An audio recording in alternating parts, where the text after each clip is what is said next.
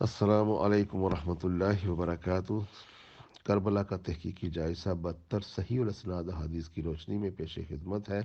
حدیث نمبر 62، جز ایف۔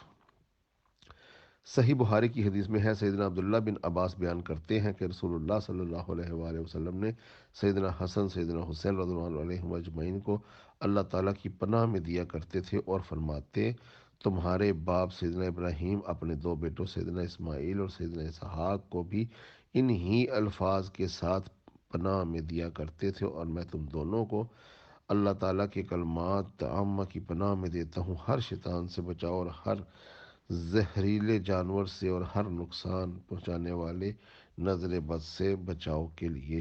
جامعہ ترمذی کی حدیث میں ہے، سیدنا اسامہ بن زید بیان کرتے ہیں کہ میں کسی کام سے رسول اللہ صلی اللہ علیہ وآلہ وسلم کی خدمت اقدس میں رات کے وقت حاضر ہوا تو آپ صلی اللہ علیہ وآلہ وسلم باہر تشریف لائے، اور اسی حال میں آپ نے اپنی چادر میں کوئی چیز لپیٹ کر اٹھا رکھی تھی۔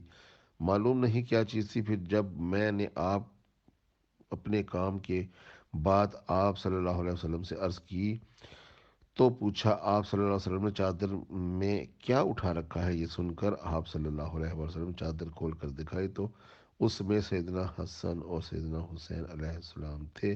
چنانچہ آپ صلی اللہ علیہ وسلم نے اپنی گود میں اٹھایا ہوا تھا۔ نوٹ: سیدنا حسن اور سیدنا حسین کے ناموں کے ساتھ علیہ السلام خود امام ترمذی رحمہ اللہ نے لکھا۔ امام بخاری، امام مسلم، تمام کتب ستہ میں حسن، حسین، علی، فاطمہ ان کے ساتھ علیہ السلام ہی لکھا جاتا ہے الحمدللہ، لیکن اس دور میں ناسبیوں نے ایسا سر اٹھایا کہ علیہ السلام لکھنے والا شیعہ اور رافضی ہو جاتا ہے، اور ان کی تعریف کرنے والے جو ہے نا ان کے اوپر ایک خاص قسم کی شیعت کی چھاپ لگا دی جاتی ہے۔ وَلِعَوْذُ بِاللَّهِ۔ حسن و حسین تو تمام مسلمانوں کے ہیں، جن کے اوپر درود شریف پڑھ کے ہم اپنی نمازوں کو اللہ کے سامنے پیش کرتے ہیں۔ اللہم صلی علی محمد وعلی آلہ محمد۔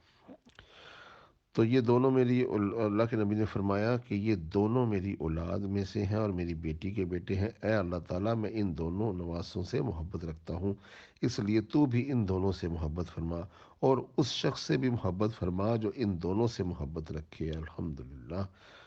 اللہ تعالیٰ ہمیں بھی حسن و حسین کی محبت سے ہمارے سینے منور رکھے۔ جامعہ ترمذی کی حدیث میں ہے، سیدنا یعلا بن مرہ کا بیان ہے کہ رسول اللہ صلی اللہ علیہ وآلہ وسلم نے فرمایا: حسین مجھ سے ہے اور میں حسین سے۔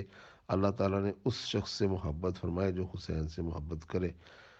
اللہ تعالیٰ میرے نواسوں میں عظیم الشان نواسا ہے، یعنی حسین۔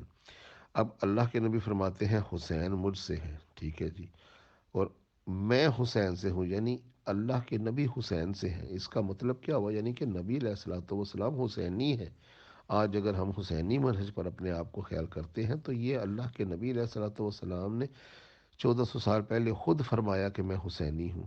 الحمدللہ ایسے کام لینے تھے اس برگزیدہ نواسے سے کہ جس نے اپنے خون سے اس دین کو ایک ایسی سمت کی طرف سینچا کہ قیامت تک کے لیے حق اور باطل کے درمیان خون حسین کی ایک ایسی لکیر لگا دی گئی جس سے حق اور باطل قیامت تک کے لیے پہچانا جائے گا۔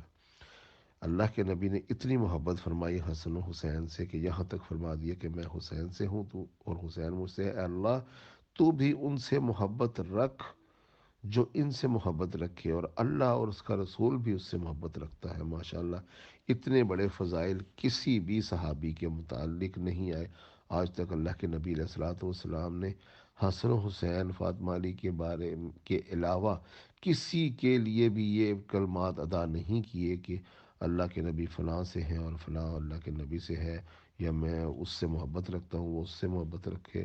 یہ بھی 2 مرتبہ اس حدیث کے مصداق حضرت علی کرم اللہ وجہ ہوئے، یا پھر گھرانہ رسول اللہ صلی اللہ علیہ وآلہ وسلم۔ الحمدللہ اللہ تعالی ہمیں سچے حسینی اور اہل بیت سے محبت کرنے والوں میں شامل فرمائے۔ السلام علیکم ورحمۃ اللہ وبرکاتہ۔